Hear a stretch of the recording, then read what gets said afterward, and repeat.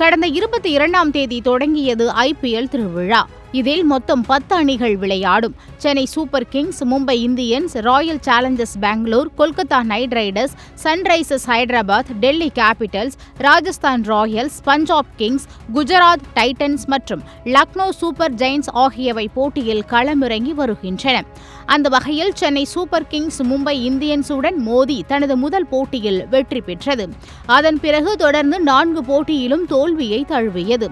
இந்த நிலையில் Chennai Super Kings அணியில் இருந்த ருத்ராஜ் கெய்க்வாட் 2025 ஐபிஎல் தொடரில் இருந்து நீக்கப்படுவதாகவும் தோனி கேப்டன் பொறுப்பை ஏற்க இருப்பதாகவும் செய்திகள் வெளியானது. இந்த செய்தி வருவதற்கு முன் இதனை குறித்து சௌரவ் கங்குலி பேசி இருப்பது அனைவரையும் ஆச்சரியத்தில் ஆழ்த்தியுள்ளது. அதாவது, சென்னை சூப்பர் கிங்ஸ் அணியின் கேப்டனாக தோனி நியமிக்கப்பட போவதற்கு சில நிமிடங்களுக்கு முன்பே முன்னாள் இந்திய அணியின் கேப்டன் சௌரவ் கங்குலி அதை பற்றி பேசினார். நேற்று மாலை கொல்கத்தாவில் நடந்த நிகழ்ச்சி ஒன்றில் சௌரவ் கங்குலி பங்கேற்றார். அப்போது செய்தியாளர்களிடம் பேசிய போது சிஎஸ்கே அணியில் தோனியின் ஆட்டம் குறித்து அவரிடம் கேள்வி கேட்கப்பட்டது. இது தொடர்பாக அவர் கூறுகையில், எம்எஸ் தோனி எப்போதும் சிக்சர்களை அள்ளுபவர். நான் பஞ்சாப் கிங்ஸ் போட்டியில் அதை பார்த்தேன். தோனிக்கு 43 வயதாகிறது. அவர் 2005இல் நான் பார்த்தபோது எப்படி இருந்தாரோ அப்படியே இருப்பார் என நாம் எதிர்பார்க்க முடியாது. அது இயற்கை.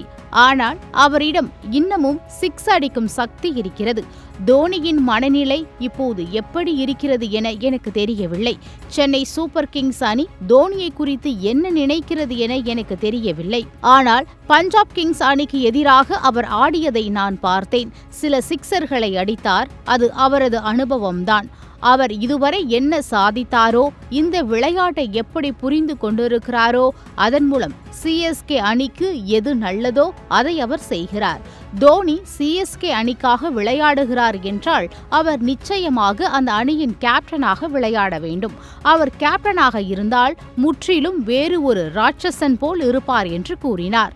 அவர் பேசிய செய்தி வெளியான 1 மணி நேரத்திற்குள் சிஎஸ்கே அணியில் இருந்த ருத்ராஜ் கெய்க்வாட் 2025 ஐபிஎல்லில் இருந்து நீக்கப்படுவதாகவும் தோனி கேப்டன் பொறுப்பை ஏற்க இருப்பதாகவும் செய்தி வெளியானது.